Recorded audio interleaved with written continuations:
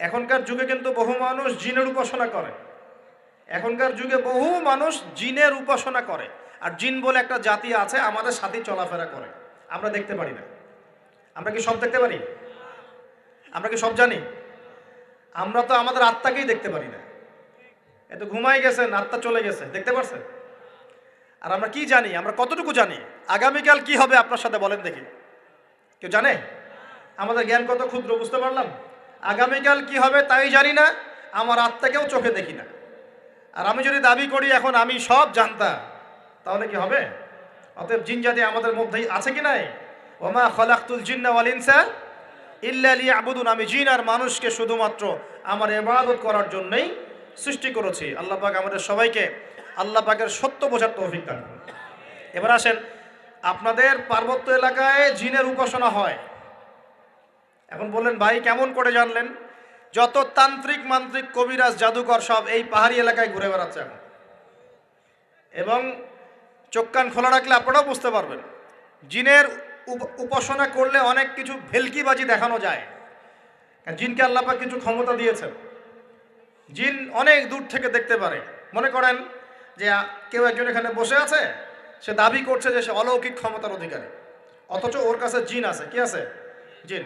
এখন আপনি শুনেছেন যে অমুক জায়গায় অমুক বাবা আছে, সে অনেক বড় ক্ষমতার অধিকারী, তো যাই দেখি ওনার কি ক্ষমতা।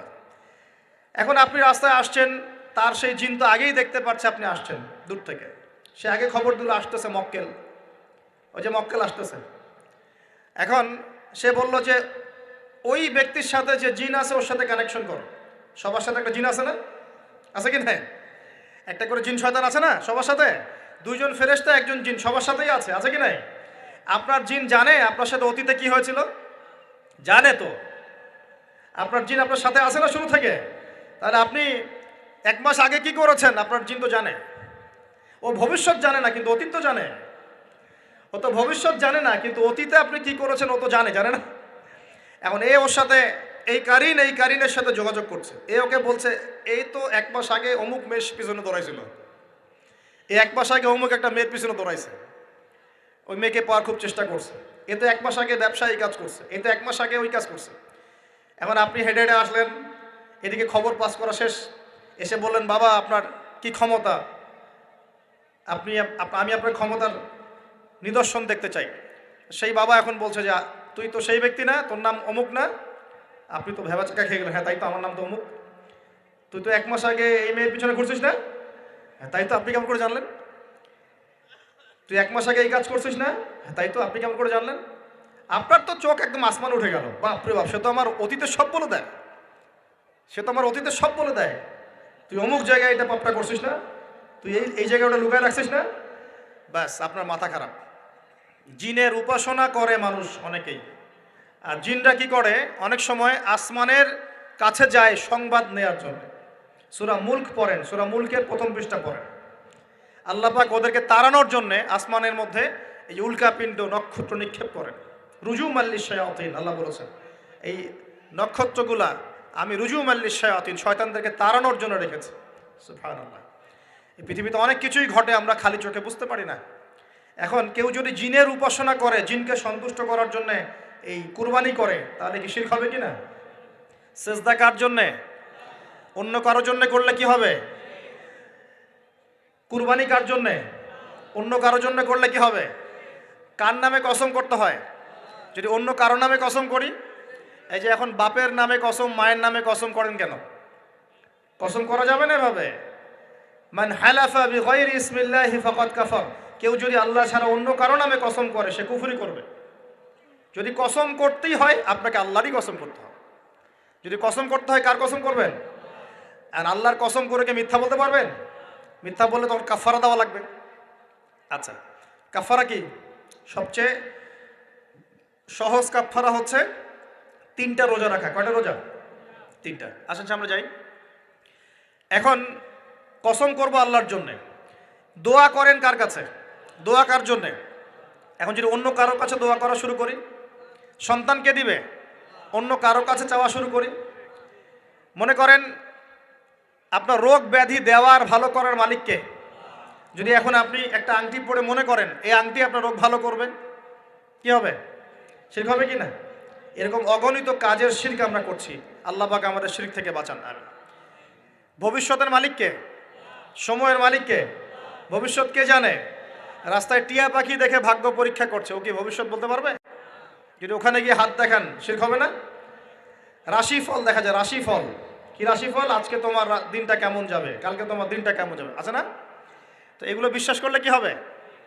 এরকম পদে পদে শিরকে নিমজ্জিত আছে। এগুলো তো গেল আমলগত শিরক, আরো অনেক শিরক আছে। আমাদের কথার মধ্যেও শিরক হয়। কিসের মধ্যে? কথার মধ্যে। যেমন আমরা বলি ডাক্তার ভালো ছিল, না হলে রোগীকে বাঁচানো যেত না, বলি কি না? অনেকে বলি না? শিরক হবে। কেউ যদি বলে যে ড্রাইভারটা ভালো ছিল, না হলে গাড়ি নির্ঘাত অ্যাক্সিডেন্ট করতো, কি হলো কথায়? আরেকটা বিষয় আছে, আমরা অনেক সময় ইবাদত করি মানুষকে দেখানোর জন্য, সবাই বড় দানবীর বলবে, আমাকে নামাজি বলবে, এটাও কি? এটাও শিরক। কথার মধ্যে আর অনেক শিরক করি। সার্বভৌম ক্ষমতার মালিককে, তাবারাকাল্লাযী বিয়াদিহিল মুলক, সার্বভৌম ক্ষমতার মালিককে। আর আমরা যদি মনে করি আমরাই সার্বভৌম ক্ষমতার মালিক, কি হবে? শিরক হবে না? এরকম প্রচুর শিরকে আমরা নিমজ্জিত আছি। সবচেয়ে বড় যে শিরকটা এখনকার বিশ্বে চলছে সেটা হলো আল্লাহ পাকের হালালকে আমরা হারাম করে নিচ্ছি, আল্লাহর হারামকে হালাল করে নিচ্ছি। করছে কি না? বুঝতে পারছেন না মনে হয়। মাদক দ্রব্য কি হালাল না হারাম? আমরা অনেক সময় হালাল করে নিয়েছি, তাই নাই? জেনা হারাম না হালাল? আমরা এখন জেনাকে প্রমোট করছি, উস্কে দিচ্ছি। সমকামিতা হালাল না হারাম? এই সমকামিতার ব্যাধি ছড়িয়ে পড়েছে এখন সমাজের রন্ধ্রে রন্ধ্রে, পড়েছে না?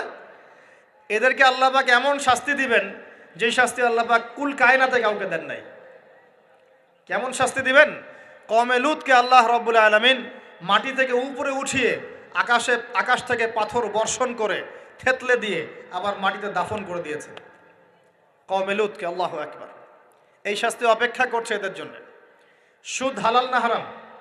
আমরা কি এটাকে জায়েজ করে দিচ্ছি কিনা, খাচ্ছি কিনা? এই বিশ্বের সবচেয়ে বড় একটা সমস্যা চলছে, আল্লাহ পাকের হারামকে আমরা হালাল করছি, হালালকে হারাম করে নিই, এটাও শিরক। এখন আল্লাহ পাক যে বলছেন সবাইকে মাফ করে দিবেন, আল্লাহ পাক শিরক যে করে তাকে মাফ করবেন না। এখন বলেন কত পার্সেন্ট মানুষ মাফ পাবে? এই পাপগুলো কত মানুষ করছে? সবাই করছে না? মোটামুটি সবাই মোটামুটি শিরক করছে। আমরা আল্লাহ পাক আমরা সবাইকে শিরকের পাপ থেকে বাঁচিয়ে রাখুন না। এর পাশে একটা শিরক আছে রিয়া বা গোপন শিরক, লোক দেখানো আমল, এটাও গোপন শিরক। আর এক শ্রেণী। আচ্ছা, এখানে একটা কথা বলে রাখি, এই শিরকগুলো থেকে বেঁচে থাকলে কি হবে? শিরক থেকে বেঁচে থাকলে আপনার আমল নামায় যদি আসমান জমিন সমান গোনাও থাকে, আল্লাহ পাক সমস্ত গোনা মাফ করে দিবেন ইনশাআল্লাহ। মনে করেন একজন ব্যক্তির আমল নামায় জেনা, সুদ, ঘুষ, হাবি জাবি দুনিয়ার পাপ দিয়ে ভর্তি, কিন্তু কোনো একটা কারণে বা কোনো একভাবে তার আমল নামায় শিরকের কোনো গোনা নাই, শিরক করে নাই, ইনশাআল্লাহু তাআলা কোনো না কোনো ওসিলায় হলেও আল্লাহ পাক তাকে কিয়ামতের মাঠে মাফ করে দেবেন ইনশাআল্লাহ। একটা হাদিস বললেই যথেষ্ট হবে, তারপরে সামনে যাব। রাসূল সাল্লাল্লাহু আলাইহি ওয়াসাল্লামকে আল্লাহ পাক মেরাজের রাতে ওয়াদা করেছেন। কোন রাতে ভাই? মেরাজের রাতে ওয়াদা করেছেন যে হে মুহাম্মদ সাল্লাল্লাহু আলাইহি ওয়াসাল্লাম, তোমার উম্মতের মধ্যে যে কোনো ব্যক্তি যত বড়ই পাপ করুক না কেন, আসমান জমিনের সমানও যদি পাপ করে আমার সামনে দাঁড়ায়, কিন্তু তার আমল নামায় শিরকের পাপ নাই, আমি আল্লাহ তার সামনে আসমান জমিন সমান ক্ষমা নিয়ে হাজির হব ইনশাআল্লাহ। মানে সে মাফ পেয়ে যাবে ইনশাআল্লাহ। অতএব শিরক মুক্ত আমল করতে পারলে ইনশাআল্লাহ এই নিসফ মিনা শাবান, লাইলাতুন নিসফ মিনা শাবান, এই শবে বরাত যেটা আপনারা বলছেন, এই রাতে আল্লাহ পাকের ক্ষমা আমরা পেয়ে যাব ইনশাআল্লাহ।